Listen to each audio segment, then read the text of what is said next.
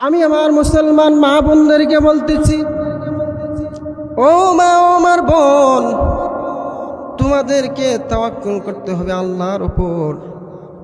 অল্প একটুতেই তোমরা টেনশন ভোগ করো, আল্লাহ তাআলার উপর তাওয়াক্কুল হারিয়ে ফেলো, তোমরা আপসেট হয়ে যাও। জাবের রাদিয়াল্লাহু তাআলা আনহু হযরত রাসূল করিম সাল্লাল্লাহু আলাইহি ওয়াসাল্লাম সাহাবীদেরকে নিয়ে যখন খন্দক খোঁড়া শুরু করে দিলেন, খন্দক যখন খোঁড়া শুরু করে দিলেন, প্রায় 10,000 সাহাবী সেখানে আল্লাহর রাসূল সাল্লাল্লাহু আলাইহি ওয়াসাল্লাম উপস্থিত। আল্লাহ রাসূল সাল্লাল্লাহু আলাইহি ওয়াসাল্লাম নিজে খন্দক কাটতেছেন কোদাল দিয়ে। এদিক মধ্যে হযরত জাবের রাদিয়াল্লাহু তাআলা আল্লাহ নবী সাল্লাল্লাহু আলাইহি ওয়াসাল্লামের সামনে গেলেন দেখা করার জন্য। 10,000 সাহাবী, অনেকগুলো সাহাবী না খেয়ে আছেন, কয়েকদিন থেকে না খাওয়া। হযরত জাবের রাদিয়াল্লাহু তাআলা আনহু যখন আল্লাহর নবীর সামনে যখন গেলেন, আল্লাহর নবী জনাবে মুহাম্মদুর রাসূলুল্লাহ সাল্লাল্লাহু আলাইহি ওয়াসাল্লাম খন্দক খোঁড়ার জন্য, মাটি খোঁড়ার জন্য তখন তার তরবারিটা হাত উপরে তুললেন। তোলার সাথে সাথে হযরত জাবের রাদিয়াল্লাহু তাআলা আনহু লক্ষ্য করে দেখলেন হযরত মুহাম্মদুর রাসূলুল্লাহ সাল্লাল্লাহু আলাইহি ওয়াসাল্লামের পেটের মধ্যে পাথর বাঁধা। হযরত জাবের রাদিয়াল্লাহু তাআলা আনহু আশ্চর্যিত হয়ে গেলেন। আল্লাহর নবী সাল্লাল্লাহু আলাইহি ওয়াসাল্লামের সাথে কোনো কথা বললেন না, দৌড় দিলেন বাড়ির দিকে। বাড়ির দিকে যাওয়ার পর তার বিবিকে বললেন, বিবি গো, বাসায় কি আছে খাবার? তার বিবি বললেন, ও আল্লাহর নবীর সাহাবী, ও জাবের আমার স্বামী, ঘরের মধ্যে এক সা আটা আর ছোট্ট একটা বকরির ছানা আছে। ও আমার স্বামী গো, খোদার কসম করে বললাম, আল্লাহর কসম করে বললাম, এর থেকে আর বেশি এক সাটাকো নেই।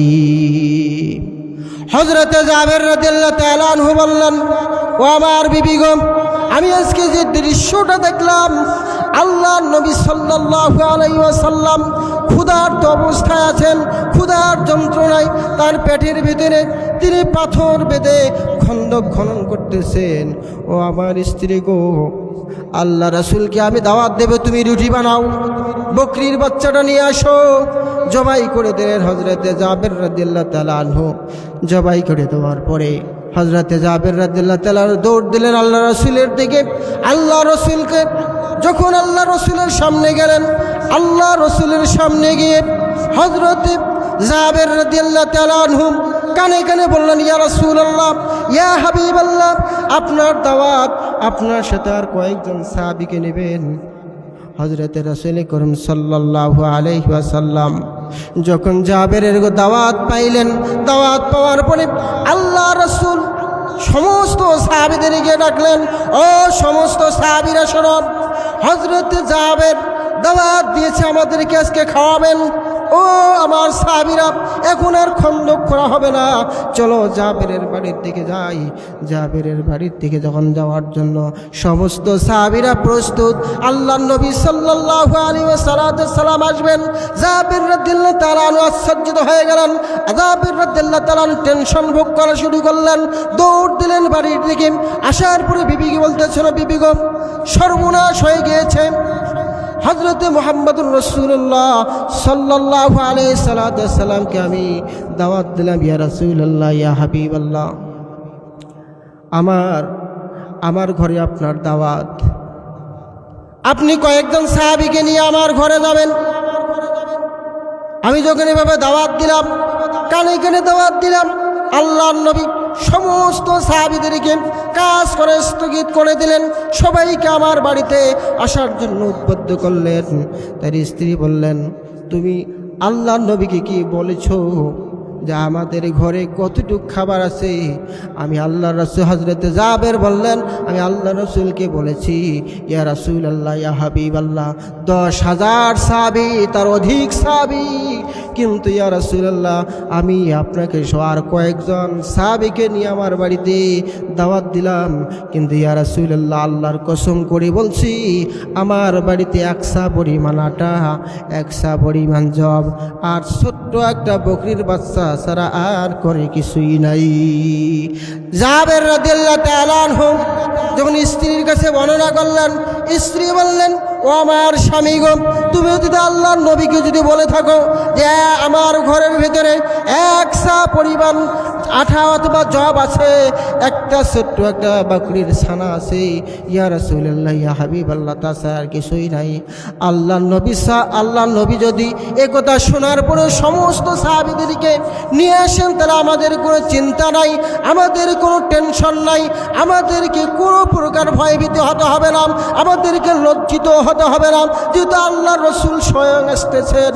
আল্লাহর নবী সাল্লাল্লাহু আলাইহি সাল্লামকে তুমি ওয়েলকাম জানাও, আবার তাকে নিয়ে আসো। হযরতে জাবের রাদিয়াল্লাহু তাআলা আনহু আল্লাহ তার স্ত্রীর কাছে এত বড় তাওয়াক্কুল পাইলেন, এত বড় আল্লাহ রাব্বুল আলামিনের উপর ভরসা পাইলেন, তিনি হযরতে রাসূল করিম সাল্লাল্লাহু আলাইহি সাল্লামের দিকে দৌড় দিতেছেন। আল্লাহর নবীকে বললেন, ইয়া রাসূলুল্লাহ, ইয়া হাবিবাল্লাহ, রেডি হয়েছে, আপনি আসেন। যখন আল্লাহর নবীকে বলল, আল্লাহর নবী বললেন, জাবের চলো দেখি বাড়ির দিকে। বাড়ির দিকে যখন আসলো হযরতে মুহাম্মদ রাসূলুল্লাহ সাল্লাল্লাহু আলাইহি ওয়াসাল্লাম জাবেরকে বলল, তোমরা খাবার পাত্র নিয়ে আসো, গোশতের পাত্র নিয়ে আসো। যখন নিয়ে আসা হলো, একটা চাদর দিয়ে ঢেকে দেওয়া হলো। আল্লাহর নবী সাল্লাল্লাহু আলাইহি ওয়াসাল্লাম থুতু মুবারক দিয়ে দিলেন এবং বললেন, জাবের এখন তোমরা পরিবেশন করো। সমস্ত সাহাবীদেরকে দেওয়া হলো। সমস্ত সাহাবীরা পেট ভরে খাইলেন, পেট ভর্তি করে খাইলেন, তাদের ক্ষুধা নিবারণ করলেন। করার পর আল্লাহ রাসূল সাল্লাল্লাহু আলাইহি সাল্লাম ঘোষণা দিলেন, সাহাবারা তোমাদের ভেতরে আর কেউ বাকি আছে কিনা? সমস্ত সাহাবারা বললেন, ইয়া রাসূলুল্লাহ, ইয়া হাবিবাল্লাহ, আমরা সবাই পরিতুষ্টভাবে আমরা খেয়েছি, আমাদের ক্ষুধা আমরা নিবারণ করেছি, আপনি আর আপনার কয়েকজন সাহাবী ছাড়া সবাই আমরা খেয়েছি। আল্লাহর নবী সাল্লাল্লাহু আলাইহি ওয়াসাল্লাম জাবেরকে বললেন, তাহলে এখন নিয়ে আসো, আমরা খাবো। আল্লাহ রাসূল সাল্লাল্লাহু আলাইহি সাল্লাম খাইলেন, তার সঙ্গে আরো কয়েকজন সাহাবী বসলেন। সবাই যখন পরিতুষ্টভাবে যখন খেলেন, খাওয়ার পর আল্লাহর নবী বললেন, জাবের এইগুলো সবগুলো তুমি তোমার ঘরের ভিতরে নিয়ে যাও। ঘরের ভিতরে যখন নিয়ে গেলেন, জাবের রাদিয়াল্লাহু তাআলা আনহু খাদ্য নেওয়ার পরে তার স্ত্রী বলতেছেন, আল্লাহর কসম করে বলতেছি, আল্লাহর কসম করে বলতেছি, 100 পরিমাণ আটার যে রুটি ছিল, সমস্ত রুটিগুলো আছে, ছোট্ট একটা বকরির বাচ্চার যে গোশতগুলো ছিল সেই গোশতগুলো আছে। সম্মানিত ভাইরা আমার, মা বোনদেরকে বলবো, তোমাদেরকে ধৈর্যশীল হতে হবে, আল্লাহর ওপর তাওয়াক্কুল থাকতে হবে, হযরতে জাবের রাদিয়াল্লাহু তাআলা আনহুর স্ত্রীর মতো।